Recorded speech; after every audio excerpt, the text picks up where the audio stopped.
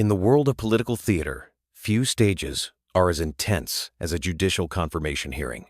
It's a high-stakes performance where every word is scrutinized, and the line between personal belief and professional duty is deliberately blurred. This process raises a critical question. How can we know what a future judge truly believes, and does their refusal to answer tell us more than any direct answer could? Let's look at the key exchange that reveals everything. Professor, what'd you think about the leak of the draft opinion at the Supreme Court? Senator, I thought it was horrible. I thought it was a huge breach of confidence and the inner workings of the Supreme Court and of an institution that, having had the honor of being able to clerk at, that I really admire. I was really dismayed to hear about the leak. Yeah, it was pretty incredible.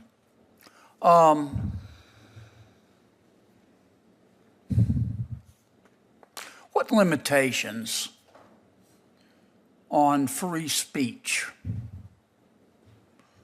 can the owner of a public shopping center place on its patrons? Senator, this is not something that I've had experience in my career arguing cases throughout the country on. I know, but I just want your thoughts. You're a Supreme Court clerk and you've got extraordinary credentials. Give me your thoughts. Help me analyze. Well, one of my first thoughts, Senator, is these cases about First Amendment and whether there is seen to be a public forum somewhere are entirely context dependent. You really need to dig into the record in the case and see which precedents it lines up to most, and then figure it out that way without having kind of a general idea of whether it would always be okay. Well, what are the the interests that you have to balance? Senator, our Constitution, of course, protects a right to speech, and that's very important to our country. And you also have the rights of a property owner in that case. And again, you would need to look at the particular context and the applicable precedents that match up most closely with that context in order to make any determination. Okay. Let me ask you about, you're in private practice. You represent a group called Every Town for Gun Safety. They have been co-counsel in some of my cases, Senator. Okay. Well, look, I don't think it's fair to blame, to impute to attorneys all the values of their clients. I mean, I think everybody has a right to counsel. As I've said before in this committee, I've had clients that I didn't agree with. I've had clients I didn't even like. But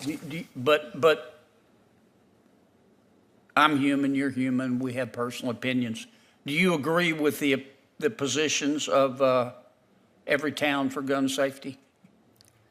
Senator, I'm not familiar with all of the positions of Every Town for Gun Safety. I'm happy to talk about how about this? One of them is Every Town for Gun Safety, your client, says ban assault weapons. Personally, do you agree with that? Senator, as a mom and someone who cares about gun violence, I think these issues are very important to discuss. I know, that's why I'm asking you. Do you Yeah. agree with them? You agree we should ban assault weapons? I think these are questions that policymakers, whether it's this body, who I know Yeah, but is I'm just working asking on, what you believe. I mean, please don't dodge my question. You're a bright person. I know you've thought about it. Just tell me what you believe. Do you believe we should ban assault weapons? I believe, Senator, that as a nominee to the federal bench, it'd be inappropriate for me to express any personal. I don't understand that you have personal beliefs and values. I don't want you not to have personal beliefs and values. If you haven't thought about this stuff, you're not qualified. So let me ask you again, do you, it's a simple question. Do you think we ought to ban assault weapons? Senator, if any case about gun regulation were to come before me, if I'm fortunate to be Why are you just confirmed, afraid to say you do? Senator, I'm bound by the Code of Judicial Ethics. No, you're not. Even You're as not a a nominee. judge. I wouldn't want any of, You're not a judge. You're a professor. Senator, I do very much enjoy teaching my law students and being a professor, but as a nominee, I So have you're to not be going to tell me careful whether you about. agree with banning assault weapons? Senator, I don't think it's appropriate to comment on policy issues, particularly policy issues that could come before a court if I am fortunate to be confirmed. It's going to be hard to vote for you, Counselor, if you won't tell me what your values are. Okay? I play poker with a lot of friends every now and then, and I trust them, but I always cut the cards.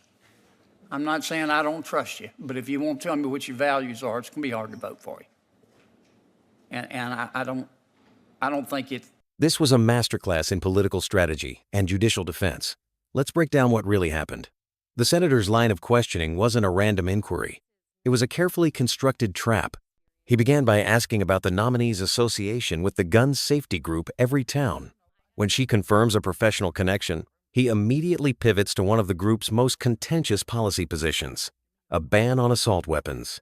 The goal here is simple: to force the nominee to either agree with a politically charged policy, which would alienate half the country, or disavow a former client, which could be seen as disloyal. He frames this as a simple question of personal values, repeatedly saying, "I'm just asking what you believe." This tactic is designed to make her refusal to answer look like a dishonest evasion, rather than what it actually is, a standard practice for judicial nominees. The nominee's response, while frustrating for the senator, is the only one she can give. She consistently argues that as a nominee to the federal bench, it would be inappropriate for her to comment on policy issues that could come before her in court. This isn't a personal quirk. It's a core principle of judicial ethics. This is crucial because for the justice system to work, the public must believe that judges will decide cases based on the law and the specific facts presented, not on their pre-existing personal opinions. If a nominee announces their stance on a potential law beforehand, they are essentially prejudging a case. This could force them to recuse themselves from future cases on the topic, or worse, create the perception that they are not a neutral arbiter, thereby undermining the integrity of the court itself. The two main themes the senator is trying to push are transparency and activism. First, by demanding she reveal her values, he frames her adherence to judicial ethics as a lack of transparency, suggesting she's hiding something from the American people. Second, by linking her to a specific advocacy group and its policies, he is attempting to paint her not as a qualified legal mind, but as a political activist who will bring a specific agenda to the bench. This exchange is more than just a tense moment. It's a window into the broader battle over the American judiciary. The entire confirmation process has evolved from an examination of a candidate's qualifications and temperament into a series of political litmus tests. The core conflict is about the very role of a judge. Should a judge be a completely neutral umpire who simply applies the rules as written? Or is a judge someone whose life experiences and personal values inevitably and rightly inform their decisions? This hearing is a live performance of that fundamental debate. Think of it like this. You wouldn't ask a referee before the Super Bowl which team they're secretly rooting for. Their job demands absolute impartiality on the field, and even admitting a personal preference would destroy their credibility, no matter how fairly they ultimately call the game. For judicial nominees, the stakes are even higher, as their decisions affect the law of the land. So, what are the key takeaways from all of this? First, the senator's questioning is a strategic performance. It's designed to create a political soundbite by forcing the nominee into an impossible choice: either violate judicial norms by expressing a personal opinion on a policy issue, or appear evasive by upholding those norms. Second, the nominee's refusal to answer is not a dodge. It is a necessary defense of judicial impartiality, rooted in the ethical principle that judges must not prejudge issues that could come before them. Finally, this interaction highlights that these hearings are often less about discovering a nominee's true nature and more about creating a public narrative that serves a political agenda. This forces us to ask a difficult question. Does this type of political theater actually help us select the best judges, Or does it simply reward nominees who are the most skilled at saying nothing at all? What do you think? Let us know in the comments below. And if you found this analysis helpful, be sure to like, subscribe, and share this video.